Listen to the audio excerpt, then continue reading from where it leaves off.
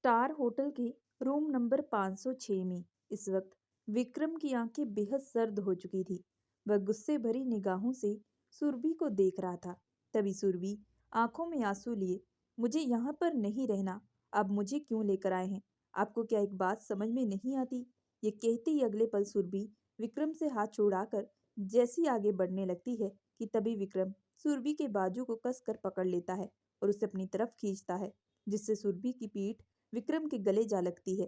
विक्रम हल्की वॉइस में, डार्लिंग, मुझे गुस्सा मत दिलाओ। इतने दिनों से तुमने मेरी एक साइड देखी है। अगर दूसरी साइड मैं तुम्हें दिखाऊं तो तुम इस रूम के बाहर भी नहीं निकल पाओगी, कभी भी नहीं। विक्रम के मुंह से ऐसी बात सुनते ही सुरभि तुरंत विक्रम की तरफ अपना चेहरा करती है। आप मुझे धमका रहे हैं क्या? विक्रम, नहीं डार्लिंग, मैं बस तुम्हें वार्न कर रहा हूँ। जो तुम ये सब कर रही हो ये बिल्कुल भी सही नहीं है। तभी सुरभि, क्या सही है क्या नहीं, ये मुझसे बेहतर और कोई नहीं जानता। इस वक्त सुरभि की आंखों में आंसू थे, पर वह पूरे नशे में चूर थी। उससे खड़े होने की भी हिम्मत बिल्कुल नहीं थी, लेकिन वह विक्रम से अपने आप को छुड़ाने की पूरी कोशिश कर रही थी। विक्रम ने इस वक्त सुरभि की कमर पर अपनी पकड़ मजबूत की थी। विक्रम अभी बहुत ही ज्यादा गुस्से में था, लेकिन सुरभि पर वह गुस्सा बिल्कुल भी नहीं उतारना चाहता था, क्योंकि उसे मालूम हो चुका था कि कहीं ना कहीं किसी ने तो सुरभि को कुछ कहा है, जिसकी वजह से उसने यह कदम उठाया है। विक्रम एक लंबी सांस लेते हुए सुरभि के सर से अपना सर जोड़ते हुए, डार्लिंग, मैं तुम्हारा साथ कभी नहीं छोड़ूंगा, मैं तुम्हारे साथ हमेशा रहूंगा, तुम मेरे लिए बहुत अनमोल हो। ये कहते ही अगले पल विक्रम सुरभि के माथे पर किस करते हुए उसके होठों पर अपने होठ टिका देता है। इस वक्त दोनों एक दूसरे को पैशनेट किस कर रहे थे। नशे में सुरभि विक्रम की शर्ट के बटन खोलने लगती है, लेकिन विक्रम अगले ही पल सुरभि को ब्राइडल स्टाइल में उठा लेता है और सीधा वॉशरूम ले जाता है। दूसरी तरफ खुराना इंडस्ट्री में रागनी सविता जी से बात करते हुए, मॉम, उस बुढ़िया ने मुझे बहुत परेशान करके रख दिया है, आप कोई रास्ता निकालो, ये बुढ़िया मुझसे बिल्कुल भी हैंडल नहीं हो रही। दूसरी तरफ से सविता जी, रागनी तू चिंता बिल्कुल मत कर, मैं जल्द ही कोई रास्ता निकालती हूँ। अच्छा तू अब शांत हो जा और यह बता कि सिद्धार्थ ने तुझे क्या कहा? सिद्धार्थ फिर कब तुझसे शादी कर रहा है? रागनी तभी धीमी वॉइस में, मॉम, एक्चुअली सिद्धार्थ मुझे कह रहे थे कि बिजनेस को लेकर अभी वो थोड़ा परेशान है और अभी मुझसे वो टाइम मांग रहे हैं। ये सुनते ही सविता जी चिल्लाते हुए, क्या बोल रही है रागनी? 3 महीने से ज्यादा हो चुके हैं, लेकिन अब फिर उसे टाइम चाहिए? तभी रागनी, मोम शांत हो जाइए प्लीज, गुस्सा मत करिए, मैं ऐसे ही परेशान हूँ तो आप मुझ पर मत चिल्लाओ। तभी सविता जी चिल्लाते हुए, अब मुझे शक हो रहा है तू मेरी बेटी सच में है या नहीं। रागनी ये सुनते ही, मॉम, ये सब क्या कह रहे हो आप? सविता जी, और फिर तुझे मैं क्या कहूँ, तेरी आरती उतारूं? तुझे काम करने के लिए भेजा था, लेकिन उस काम को करने भी पूरे तूने 6 महीने से ज्यादा लगा दिए, और ऊपर से सिद्धार्थ का बच्चा लेकर बैठी हुई है। अगर कल को सिद्धार्थ ने कुछ कहा कि वह तुझसे शादी नहीं करेगा तो क्या करेगी? रागनी ये सुनते ही, मॉम, फिर मैं क्या करूं? जबरदस्ती तो जाकर शादी नहीं कर सकती। तभी सविता जी, जैसे तूने पहले उसे अपने प्यार के जाल में फंसाया था वैसे ही कर। मर्द जात गोरा हुस्न देखकर तभी पिघलते हैं। तू भी समझ रही है ना मेरी बात को, मैं क्या कहना चाह रही हूँ? तभी रागनी के चेहरे पर एक शैतानी मुस्कुराहट लिए, हाँ मॉम, मैं समझ रही हूँ, आप क्या कहना चाह रही हैं। दूसरी तरफ स्टार होटल के रूम नंबर 506 में इस वक्त विक्रम और सुरभि वॉशरूम में थे। इस वक्त विक्रम ने सुरभि को शावर के नीचे खड़ा किया था और शावर का पानी सुरभि के सर से होते हुए उसके पूरे बदन को भिगा रहा था। तभी सुरभि, मुझे बहुत ठंड लग रही है। ये सुनते ही विक्रम कोल्ड वॉइस में, डार्लिंग, तुम्हें भी इसकी जरूरत है, इससे तुम्हारा नशा जल्द ही उतरेगा। तभी सुरभि हल्की वॉइस में, प्लीज बंद करे शावर को, मुझे बहुत ठंड लग रही है, अगर मैं बीमार हो गई तो कौन देखेगा मुझे? तभी विक्रम हंसते हुए, डार्लिंग, तुम्हें चिंता करने की जरूरत नहीं है, मेरी हीट बॉडी तुम्हें हीट कर देगी। ये कहते ही अगले पल विक्रम के चेहरे पर एक शैतानी मुस्कुराहट आती है। सुरभि विक्रम की बातों का मतलब अच्छे से समझ चुकी थी। तभी वह हंसते हुए, अच्छा तो मैं अकेले अकेले क्यों भेगूं, आप भी मेरे साथ आओ। ये कहते ही अगले पल वह विक्रम को अपने नजदीक करती है। अब दोनों के सर के ऊपर शावर का पानी गिर रहा था। अब दोनों एक दूसरे के चेहरे को देख रहे थे। तभी विक्रम सुरभि के होठों को देखते हुए अगले ही पल उसे दीवार के साथ लगा देता है। तभी सुरभि रोमांटिक वॉइस में, प्लीज नहीं। तभी विक्रम सुरभि का चेहरा अपनी तरफ करते हुए, डार्लिंग, तुम्हारे चेहरे को देखकर नहीं लगता कि तुम अभी कुछ नहीं चाहती। ये सुनते ही सुरभि के गाल लाल हो जाते हैं। वह शर्माते हुए, नहीं, ऐसी बात नहीं है, बल्कि मैं तो सच में आपको इनकार कर रही हूँ। ये कहते ही अगले पल वह अपनी आंखें इधर उधर घुमाने लगती है। विक्रम सुरभि को देखकर अच्छे से समझ चुका था कि वह झूठ बोल रही है। तभी वह हंसते हुए, डार्लिंग, तुम्हारा नहीं तो पर मेरा तो मूड हो रहा है, वो भी बहुत ज्यादा, और मुझे रोक कोई नहीं सकता। यह कहते ही अगले पल वह सुरभि की गर्दन पर किस करना शुरू कर देता है।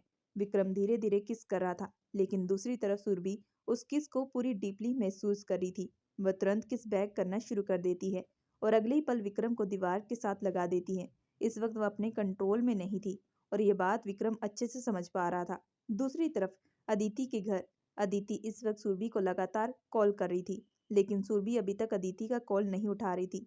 तभी अदिति, पता नहीं ये लड़की सारा दिन कहाँ थी, कितनी बार कॉल कर चुकी हूँ, लेकिन इसका कुछ भी अता पता नहीं। ऊपर से उसने मुझे एक मैसेज का जवाब भी नहीं दिया। आई होप बस वो ठीक हो। वैसे मुझे चिंता करने की जरूरत नहीं है, विक्रम तो उसके साथ ही होगा, वह सुरभि को कुछ नहीं होने देगा। मुझे भी अब इस बारे में ज्यादा नहीं सोचना चाहिए, क्योंकि अब रात के 12 बज चुके हैं। ये कहते ही अगले पल अदिति अपना फोन नाइट स्टैंड पर रख देती है। अगली सुबह अस्पताल में दादी माधुरी जी को देखते हुए, माधुरी, सुरभि ठीक तो होगी ना? कल वो हॉस्पिटल मुझसे मिलने के लिए भी नहीं आई। माधुरी दादी को हौसला देते हुए, आप चिंता मत करिए, शायद वह कल किसी काम में बिजी होगी, इसी वजह से नहीं आ पाई। लेकिन मेरी सुबह बात हुई थी, उसने कहा था कि वह आपसे मिलने के लिए आएगी। शायद हो सकता है बाद में उसे कोई काम आ गया हो। ये सुनते ही दादी, हाँ, हो सकता है, लेकिन मुझे फिर भी उसकी चिंता हो रही है। मेरा मन बहुत अजीब सा हो रहा है। बस तू सुरभि को कॉल कर और उसे जल्द से जल्द आने के लिए कहे, मैं उसे मिलना चाहती हूँ। तभी माधुरी जी, आप बिल्कुल भी चिंता मत करिए, सुरभि वैसे भी आएगी, क्योंकि आज आपको डिस्चार्ज मिलने वाला है। दूसरी तरफ स्टार होटल के रूम नंबर 506 में इस वक्त उस रूम में हर तरफ सामान बिखरा हुआ था। विक्रम और सुरभि के कपड़े दोनों ही फ्लोर पर गिरे पड़े थे और इस वक्त विक्रम शर्टलेस बालकनी में खड़ा सिगरेट का कश ले रहा था। इस वक्त विक्रम के फेस पर कोई भी हाव भाव नहीं थे। करीब 15 मिनट के बाद तभी सुरभि विक्रम को पीछे से कसकर पकड़ लेती है। विक्रम सुरभि को महसूस करते हुए, गुड मॉर्निंग डार्लिंग। तभी सुरभि विक्रम के सामने आते हुए, आपने मुझे सुबह उठाया क्यों नहीं? तभी विक्रम सुरभि के हाथों पर किस करते हुए, इस वजह से क्योंकि तुम सोते हुए बहुत ही ज्यादा क्यूट लग रही थी और मेरा तुम्हें डिस्टर्ब करने का बिल्कुल भी कोई मन नहीं था। ये सुनते ही सुरभि शर्माने लगती है। तभी सुरभि, वैसे आप कल रात के बारे में कुछ मुझसे पूछेंगे नहीं? ये सुनते ही विक्रम, नहीं, बिल्कुल भी नहीं, तुम जैसी भी हो मैं तुम्हें वैसे एक्सेप्ट किया हूँ। दूसरी बार अगर तुम्हें कोई हर्ट कर रहा है, तो कोई तकलीफ दे रहा है, तो बार बार तुम्हें तकलीफ सहनी नहीं चाहिए। अगर तुम बार बार वह सहती रहोगी, तो दूसरा इंसान तुम्हारी उस कमी का फायदा उठाएगा। लाइफ में हर कोई इंसान परफेक्ट नहीं होता। लाइफ में हर किसी को सब कुछ नहीं मिलता। कभी कभी अपने हक के लिए भी लड़ना पड़ता है। सुरभि विक्रम की बातों को गौर से सुन रही थी। उसे भी समझ में आ चुका था कि विक्रम उसे क्या बोलना चाहता है। उसने जो कल रात विक्रम के साथ किया था, वह वाकई बहुत गलत था। नशे में उसने विक्रम को बहुत कुछ गलत बात बोली थी, जो शायद उसे बोलनी नहीं चाहिए थी। तभी सुरभि विक्रम की तरफ देखते हुए, आई एम सॉरी, मैंने आपको बहुत हर्ट किया होगा, गलती मेरी है। विक्रम ये सुनते ही सुरभि के गाल पर किस करते हुए, भूल जाओ डार्लिंग, कल रात को जो हुआ, बस तुम आगे का सोचो और ये बात हमेशा ध्यान रखना, अगर कभी भी तुम्हें कोई भी अंदर बात परेशान करती है, तो मुझसे तुम बात करोगी। तुम आगे से कभी भी मुझसे कुछ भी छुपाओगी नहीं और कहीं पर भी जाओगी तो मुझसे बात करके जाओगी। सुरभि विक्रम की तरफ देखते हुए, आपको मेरी बहुत चिंता होती है ना? विक्रम ये सुनते ही, क्यों, तुम्हें अभी भी कोई शक है क्या? तभी सुरभि विक्रम के गले लगते हुए, नहीं, बिल्कुल भी नहीं, मैं आगे से इन सारी बातों का ध्यान रखूंगी। मैं आगे से कभी भी आपको हर्ट नहीं करूंगी, किसी के लिए भी नहीं। यह कहते ही अगले पल सुरभि विक्रम के होठों पर अपने होठ टिका देती है। करीब 10 मिनट के बाद सुरभि विक्रम से दूर होते हुए, मुझे आज हॉस्पिटल जाना होगा, आज दादी को डिस्चार्ज मिल जाएगा। कल मैं नहीं गई थी और उसकी वजह से शायद दादी आज बहुत परेशान भी होती होगी, इसी वजह से मुझे आज जल्दी निकलना होगा। ये सुनते ही विक्रम, ओके डार्लिंग, तुम्हें जैसा ठीक लगे, और हाँ, नाश्ता करके जाना। ये सुनते ही सुरभि, आप रोज मुझे नाश्ता करने के लिए कहते हो, बल्कि मेरा ख्याल भी रखते हो, और आप खुद खाने पीने पर ध्यान नहीं देते। आज से आपको भी रोज मेरे साथ नाश्ता करना होगा। ये सुनते ही विक्रम के फेस पर एक हल्की सी मुस्कुराहट आ जाती है। खुराना इंडस्ट्री में सिद्धार्थ इस वक्त किसी से फोन पर बात कर रहा था। इस वक्त उसके चेहरे से लग रहा था वो बहुत ही ज्यादा गुस्से में है। तभी सिद्धार्थ, मिस्टर मल्होत्रा, आप कैसे ये डील कैंसिल कर सकते हैं? अभी हमारी कंपनी को इस डील की बहुत ज़रूरत है। अगर आप ये डील कैंसिल करते हैं तो उससे हमें बहुत नुकसान होगा। दूसरी तरफ से मिस्टर मल्होत्रा, मिस्टर खुराना, ये आपका लुकआउट है। हम आपकी कंपनी के साथ काम नहीं कर सकते। मार्केट में आपका नाम बहुत खराब हो चुका है। अगर ये डील हम आपको देते हैं तो आपके साथ साथ हमारी कंपनी पर भी बुरा इफेक्ट पड़ सकता है, क्योंकि मार्केट में आपके साथ कोई भी काम नहीं करना चाहता। ये कहते ही अगले पल मिस्टर मल्होत्रा फोन कट कर देते हैं। दूसरी तरफ सिद्धार्थ गुस्से भरी आवाज में, हिम्मत कैसे हुई इन सब की, मुझसे ऐसे बात करने की? जिसने भी यह सब किया है उसकी जिंदगी में हल बनाकर रख दूंगा। यह कहते अगले पल वो अपने हाथों की मुट्ठी बना लेता है। दूसरी तरफ इन सब से अनजान रागनी किचन में आज सिद्धार्थ का फेवरेट पास्ता बना रही थी और लता जी इन सब में उसकी मदद भी कर रही थी। रागनी को खाना बिल्कुल भी बनाना नहीं आता था, पर यह बात लता जी अच्छे से जानती थी। रागनी पास्ता बनाकर एक प्लेट में निकालती है और लता जी की तरफ देखते हुए, सिद्धार्थ को यह बहुत पसंद आएगा। आज वह मेरी खूब तारीफें भी करेगा, क्योंकि आज मैंने पहली बार उसके लिए कुछ बनाया है। ये कहती वह अगले पल किचन से निकलकर सिद्धार्थ की तरफ जाती है। सिद्धार्थ इस वक्त स्टडी रूम में था और उसका मूड बहुत खराब था और रागनी इन सब बातों से अनजान थी। रागनी स्टडी रूम में एंटर करते हुए, सिद्धार्थ, माई हबी, कहाँ हो? देखो आज मैं तुम्हारे लिए तुम्हारा फेवरेट पास्ता बनाकर लेकर आई हूँ। पता है इसे बनाने में मेरी कितनी मेहनत लगी है। ये कहते वह अगले पल सिद्धार्थ के मुंह में जैसी पास्ता डालने वाली थी कि तभी सिद्धार्थ गुस्से से पास्ते की ट्रे को उठाकर नीचे जमीन पर फेंक देता है, जिसे देखते ही रागनी एकदम से डर जाती है। रागनी सिद्धार्थ की तरफ देखते हुए, सिद्धार्थ, ये क्या किया तुमने? तभी सिद्धार्थ गुस्से में, तुम्हें दिखाई नहीं देता मेरा मूड कैसा है? मैं जब भी स्टडी रूम में रहूं, तुम कभी भी स्टडी रूम में कदम मत रखना, नहीं तो तुम्हारे लिए बहुत ही बुरा होगा। इस वक्त सिद्धार्थ का जो चेहरा था वह बेहद लाल हो चुका था। वह गुस्से भरी निगाहों से रागनी की तरफ देख रहा था। दूसरी तरफ कमरे में ऐसा शोर सुनते ही लता जी तुरंत स्टडी रूम में आती है और जैसे वह रूम में देखती है तो सारा सामान बिखरा हुआ था। लता जी यह देखते हुए, क्या हुआ सिद्धार्थ, तुमने ये क्यों फेंका? तभी सिद्धार्थ गुस्से में, मॉम, जब मैं काम करता हूँ तब आप लोग मुझे डिस्टर्ब मत किया करो और ये खाने पीने पर आप लोग ही ध्यान दो। मुझे इन सब में इन्वॉल्व मत किया करो। इसके आगे वो कुछ कहने वाला था कि तभी सिद्धार्थ के फोन पर किसी की कॉल आती है, जिसे देखते ही वह तुरंत फोन लेकर स्टडी रूम से निकल जाता है। दूसरी तरफ रागनी को इस वक्त सिद्धार्थ से इन सब चीजों की बिल्कुल भी कोई उम्मीद नहीं थी। उसे एक बहुत ही बड़ा धक्का लगा था, क्योंकि सिद्धार्थ ने आज तक उसके सामने कभी भी ऊंची आवाज में बात बिल्कुल भी नहीं की थी।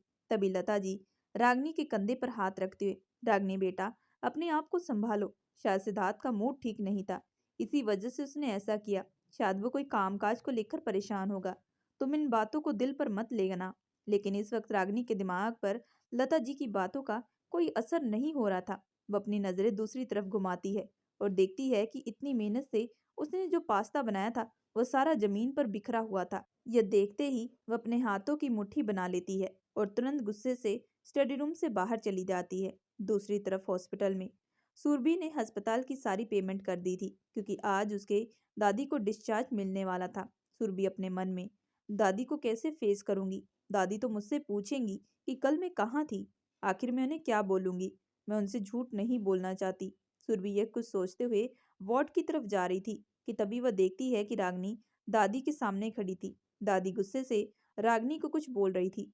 सुरभि जैसे वार्ड के अंदर एंटर करती है तो रागनी सुरभि को देखते हुए एक बड़ी सी स्माइल करती है। तभी दादी सुरभि की तरफ देखते हुए, सुरभि बेटा, इस रागनी को यहाँ से निकाल दो, नहीं तो आज मैं इसका खून कर दूंगी। इसने बहुत परेशान कर दिया है हम लोगों को।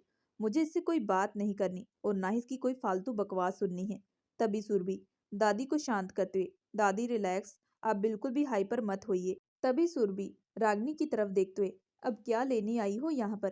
कितनी बार बेइज्जती करती हूँ, लेकिन तुम फिर बेशर्मों की तरफ मुंह उठाकर यहाँ पर आ जाती हो। ये सुनते ही रागनी अपने हाथों की मुट्ठी बना लेती है। वह दांत पीसते हुए, बहुत बोलने लगी हो ना तुम, मुझे पता चल चुका है इसके पीछे क्या राज है। ये सुनते ही सुरभि अपने मन में, कहीं इसको विक्रम के बारे में पता तो नहीं चल गया?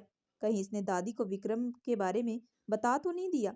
ओ गॉड, अब ये कोई नया पंगा ना क्रिएट करे। सुरभि यही कुछ सोच रही थी कि तभी दादी पीछे से चिल्लाते हुए, ये खुद अपनी बहन के पति के साथ अपने नाजायज रिश्ते बना चुकी है और अब मेरी पोती पर गंदा इल्जाम लगा रही है। तू लाख कोशिश कर ले, लेकिन तू सुरभि की तरह बिल्कुल भी नहीं हो सकती। मुझे सुरभि पर पूरा भरोसा है, वह कभी भी इतना घटिया काम नहीं कर सकती। ये सुनते ही सुरभि की आंखें बड़ी हो जाती है। वह तभी दादी की तरफ देखते हुए, क्या कहा है दादी इसने? तभी रागनी, वही जो सच है, जो तुमने कल रात को मुझे कहा था कि तुम स्टार होटल में एक लड़के के साथ हो। ये सुनते ही सुरभि गुस्से भरी निगाहों से रागनी की तरफ देखती है। वह कुछ कहने वाली थी कि तभी दादी, तूने फिर से मेरी बेटी के बारे में गलत बात बोली। तू निकल जा यहाँ से, मैं तेरी शक्ल भी नहीं देखना चाहती। वैसे अच्छा किया है सिद्धार्थ ने तुझसे ना शादी करके। तूने जिस तरह मेरी बेटी को तकलीफ दी है ना, वैसे तुझे भी तकलीफ मिलेगी, तू भी भोगेगी। मेरी बद्दुआ है। दादी के मुंह से इतनी कड़वी बातें सुनकर रागनी का चेहरा पूरा लाल हो जाता है। वह गुस्से में जैसे ही दादी पर चिल्लाने वाली थी कि तभी सुरभि रागनी की तरफ बढ़ते हुए उसके मुंह पर एक जोरदार तमाचा जड़ देती है। सुरभि गुस्से भरी आवाज में, बहुत कर लिया तुमने अपनी मनमानी और मेरी जिंदगी से बहुत खेल लिया। अगली बार तुमने मुझे या फिर मेरी फैमिली को तकलीफ देने की कोशिश की तो इसका अंजाम बहुत ही बुरा होगा। यह कहते हुए अगले पल सुरभि उसका हाथ पकड़कर उसे वार्ड के बाहर कर देती है। थप्पड़ पड़ने की वजह से रागनी का चेहरा पूरा लाल हो चुका था। वह अपने चेहरे पर हाथ रखते हुए, तुम्हारी इतनी हिम्मत हो गई कि तुमने मुझ पर हाथ उठाया, इसका बदला मैं तुमसे लेकर रहूंगी।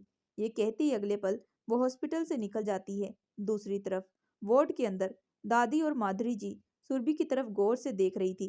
सुरभि सबको अपनी तरफ देखता पाकर, क्या हुआ है, सब मुझे ऐसे क्यों देख रहे हो? तभी दादी और माधुरी जी हंसते हुए, क्योंकि आज तुमने वह कर दिया है जो हमने कभी सोचा भी नहीं था। तभी दादी, तुमने आज वह किया है जो शायद तुम बहुत पहले कर लेना चाहिए था, जब रागनी और सविता दोनों तुम्हारे साथ इस तरीके का व्यवहार करती थी। तुम अगर खुद के लिए तब से आवाज उठाती तो तुम्हारे साथ ये लोग ऐसा बिल्कुल ना करती।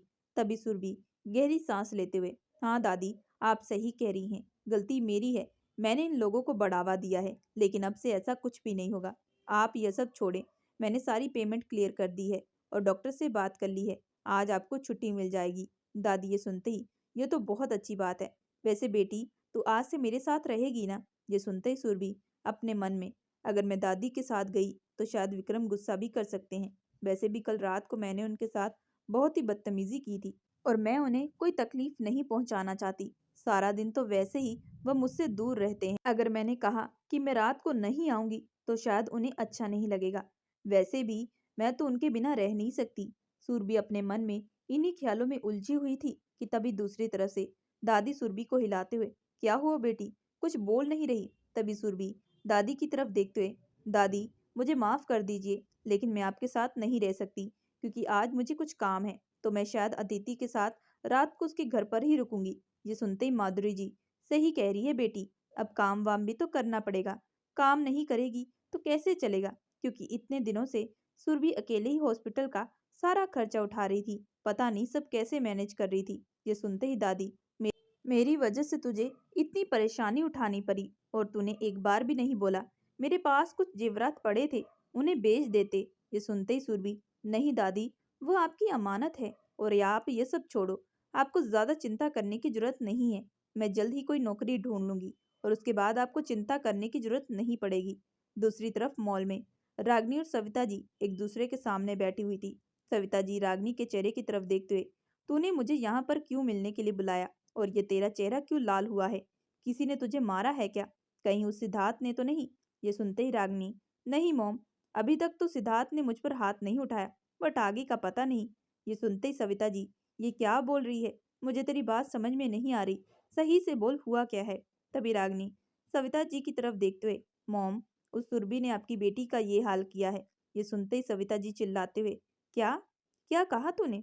उस सुरभि ने तुझे थप्पड़ मारा है? तभी रागनी सविता जी की तरफ देखते हुए, मॉम, धीरे बोलो, हम लोग मॉल में हैं, सब लोग हमें ही देख रहे हैं। तभी सविता जी रागनी की बात सुनते ही नॉर्मल वॉइस में, उसकी इतनी हिम्मत होगी कि उसने तुझ पर हाथ उठाया, लेकिन उसने तुझ पर हाथ उठाया क्यों? ये सुनते ही रागनी अपने हाथों की मुट्ठी बनाते हुए, मॉम, मेरा मूड ठीक नहीं था। एक तो ऐसी सुबह सिद्धार्थ के लिए उसका फेवरेट पास्ता बनाया था, जैसे उसके पास गई तो वह तुरंत सारा पास्ता जमीन पर फेंक दिया और मुझ पर खूब चिल्लाने भी लगा, जिसकी वजह से मेरा मूड बिल्कुल भी ठीक नहीं था।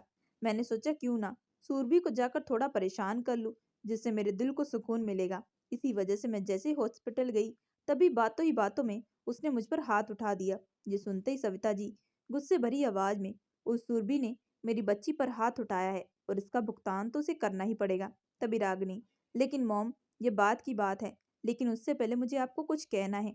मुझे सुरभि को देखकर उसके हाव भाव ठीक नहीं लगते। सिद्धार्थ ने उसे छोड़ दिया है, उसके बाद भी वह बहुत खुश है। ये सुनते ही सविता जी, लेकिन रागनी, वह खुश रहे या दुखी, इससे हमें क्या लेना देना। तभी रागनी, नहीं मॉम, आप मेरी बात नहीं समझ रहे। कल मेरी बात हुई थी, उसने बताया कि वह स्टार होटल में है और वह एक वीआईपी होटल है। आखिर वहां पर वह कैसे जा सकती है, और आज तक कभी भी उसने मुझ पर हाथ भी नहीं उठाया। मैंने तो उसे बचपन में बहुत चोट भी पहुंचाई थी। वह चुपचाप मेरे दिए दर्द हमेशा सहती थी, लेकिन अब अचानक उसमें इतनी हिम्मत आ गई कि वह मेरे मुंह पर जवाब देने लगी है, और उसके चाल ढाल भी मुझे सही नहीं लग रहे। ऐसा लगता है कि उसकी जिंदगी में कोई है। सविता जी रागनी की बात सुनते ही, हाँ, तू सही कह रही है। सुरभि को हम जानते हैं, हम उसे लाख तकलीफ दे दे, वह चुपचाप सह लेती थी, लेकिन यह तो अब उल्टा हो रहा है। वह हमें जवाब दे रही है। मुझे भी कुछ गड़बड़ लग रही है, लेकिन तू उसकी चिंता बिल्कुल मत कर। मैं जल्द ही सुरभि का पता लगाती हूँ। ये कहते अगले पल सविता जी किसी नंबर पर फोन करती है और उससे कुछ बात करती है। बात करने के बाद दोनों माँ बेटी के चेहरे पर एक शैतानी मुस्कुराहट आती है। हॉस्पिटल में इस वक्त सुरभि अदिति से बात कर रही थी। अदिति इस वक्त बहुत ज्यादा गुस्से में थी, क्योंकि कल उसने सुरभि को बहुत कॉल की थी। सुरभि अदिति को शांत करते हुए, सॉरी यार, अब शांत भी हो जा, कब से तू बोल रही है। तभी अदिति, बोलू ना तो क्या करूं, तू काम ही ऐसा करती है, अचानक ही गायब हो जाती है। मुझे तेरी चिंता सताने लगती है, कहीं फिर से तू कुछ गलत कदम तो नहीं उठाने वाली। ये सुनते ही सुरभि, नहीं नहीं यार, अब ऐसा बिल्कुल नहीं होगा। ऐसे ही कल मैं विक्रम को बहुत हर्ट की हूँ। मैंने उन्हें नशे में बहुत कुछ बोला था, गलती मेरी थी। मैंने उस रागनी की बातों को अपने दिल और दिमाग में बिठा लिया, जिसकी वजह से मैंने इतनी ड्रिंक कर ली। मुझे बिल्कुल भी कोई होश नहीं था। तभी अदिति ये सुनते ही, तो तू मुझे बुला सकती थी, मैं आ जाती तुझे कंपनी देने के लिए, लेकिन तू तो अकेले ही महारानी बनकर चली गई। तभी सुरभि अदिति को शांत करते हुए, ठीक है, अब शांत भी हो जा। अभी मुझे दादी को लेकर उन्हें घर जाना है, वैसे भी शाम के 5 बज चुके हैं। ये सुनते ही अदिति, दादी को छोड़ने की जल्दी है या फिर विक्रम से मिलने की जल्दी। तभी सुरभि धीमी वॉइस में, हाँ, ऐसा ही कुछ समझ लो। ये सुनते ही अदिति के चेहरे पर मुस्कुराहट आ जाती है। वह तुरंत कहने लगती है, सारा रात उसके पास रहती है, फिर भी तुम दोनों का दिल नहीं भरता। ये सुनते सुरभि, तुझे बिल्कुल भी समझ में नहीं आएगा, क्योंकि अभी तू प्यार में नहीं है ना। अदिति, नहीं नहीं, मुझे ये प्यार व्यार में नहीं रहना। प्यार एक बहुत ही बड़ा सरदर्द है, जिसमें बहुत सारी कंडीशन शामिल हो जाती है। यहाँ नहीं जाना, वहां नहीं जाना, ये नहीं पहनना तो वो नहीं करना। तभी सुरभि, नहीं नहीं, ऐसा नहीं है। प्यार में शर्तें नहीं होती, बल्कि एक दूसरे की फिक्र होती है, एक दूसरे की परवाह होती है, जो तू अभी नहीं समझेगी। छोड़, अच्छा मैं रखती हूँ, क्योंकि मुझे दादी को लेकर अभी निकलना होगा। ये कहते वह अगले पल सुरभि कॉल कट कर देती है। करीब 1 घंटे के बाद सुरभि दादी को अस्पताल से घर लेकर आ चुकी थी। दादी को बिस्तर पर लेटाते हुए, दादी, आपके लिए एक नर्स रखी गई है, जो आपका हमेशा ध्यान रखेगी, और एक मेड का भी इंतजाम हो चुका है, जो कि आपको टाइम टाइम पर खाना देगी, और आपको खाना भी टाइम पर खाना है। कोई लापरवाही बिल्कुल भी मत करना, काम बिल्कुल भी मत करना, आपको सिर्फ अभी रेस्ट लेनी है।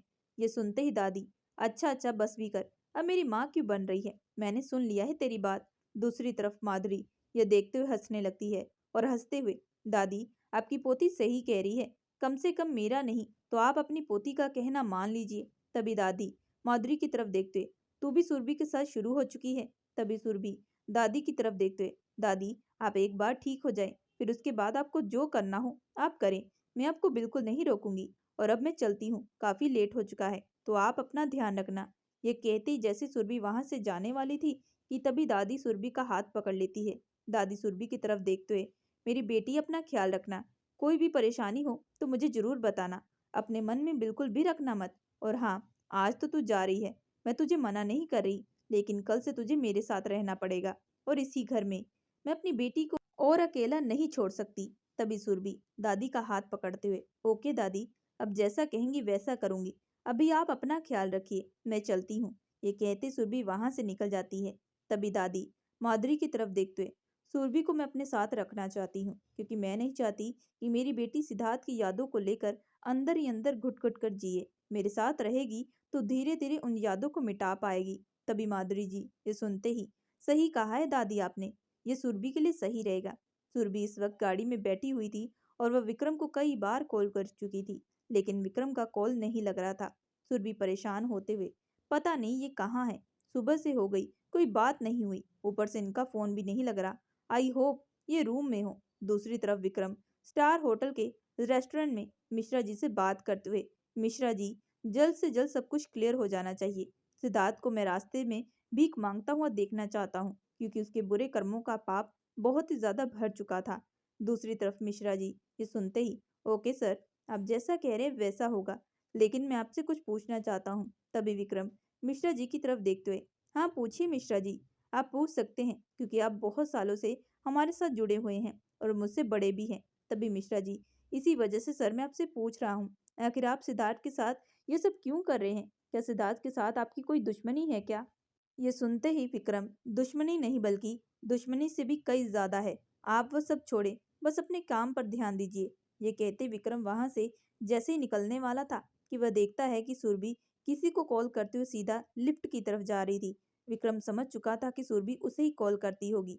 विक्रम अपने फोन की तरफ देखते हुए, ओ शिट, मैंने ध्यान नहीं दिया, मेरा फोन तो कब से ऑफ है। डार्लिंग आज बहुत गुस्सा करेगी, मुझे जल्द ही निकलना पड़ेगा। ये कहते विक्रम अगले पल दूसरी लिफ्ट से रूम में चला जाता है। इस वक्त सुरभि रूम में एंटर कर रही थी। तभी वो अपने मन में, आज छोड़ूंगी नहीं इन्हें, मुझे कहते हैं कि मैं जहाँ भी रहूं मैं बता कर जाऊं, लेकिन ये कहाँ रहते हैं मुझे बिल्कुल भी कुछ पता नहीं रहता। ऊपर से फोन भी ऑफ, एक बार भी सुबह से बात नहीं की। सुरभि मन में बड़बड़ाते हुए जैसे ही रूम के अंदर एंटर करती है कि तभी कोई पीछे से उसके मुंह पर हाथ रख देता है।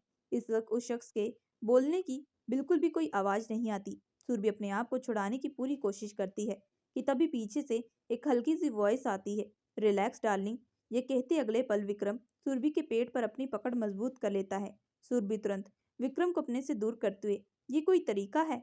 हमेशा ऐसे करते हैं, किसी दिन मुझे हार्ट अटैक दिला देंगे। सुरभि आगे कुछ कहने वाली थी कि तभी विक्रम सुरभि के होठों पर अपनी फिंगर रखते हुए, रिलैक्स डार्लिंग, इतना ज्यादा गुस्सा क्यों कर रही हो? तभी सुरभि, गुस्सा नहीं करूं तो और क्या करूं? एक तो सुबह से आपने मुझे कोई फोन नहीं किया और ना ही कोई मैसेज। दूसरा, जब मैं फोन करी हूँ तो आपका फोन ऑफ आ रहा है। आपको पता भी है मैं कितना ज्यादा परेशान हो रही थी। मेरे दिमाग में कई तरीके की बातें चल रही थी। कहीं आपने मुझे छोड़ तो नहीं दिया, कहीं आप मुझे छोड़कर चले तो नहीं गए। सुरभि इतना ज्यादा हाइपर हो चुकी थी कि वह नॉन स्टॉप बोले जा रही थी, लेकिन विक्रम दूसरी तरफ बस सुरभि का चेहरा देख रहा था। तभी विक्रम सुरभि के चेहरे को देखते हुए, you are looking so beautiful, ये कहते हुए अगले पल सुरभि के होठों पर अपने होठ टिका देता है। लेकिन सुरभि अपने आप को छुड़ाने की पूरी कोशिश करते हुए, ये गलत है, आप मुझे चुप नहीं करवा सकते। तभी विक्रम सुरभि के होठ पर फुसफुसाते हुए, डार्लिंग, तुम्हारे होठों को देखकर मैं अपना कंट्रोल खो चुका हूँ। ये कहते ही अगले पल सुरभि के होठों पर एक पैशनेट किस करनी शुरू कर देता है। क्या विक्रम सिद्धार्थ से बदला सुरभि के लिए ले रहा था, या इसके पीछे भी कोई और बड़ा राज है? उसके लिए आपको सुनना पड़ेगा कहानी का अगला भाग। कहानी पसंद आए तो हमारे चैनल को लाइक और सब्सक्राइब जरूर करिएगा एंड बेल आइकन का बटन जरूर दबाइएगा।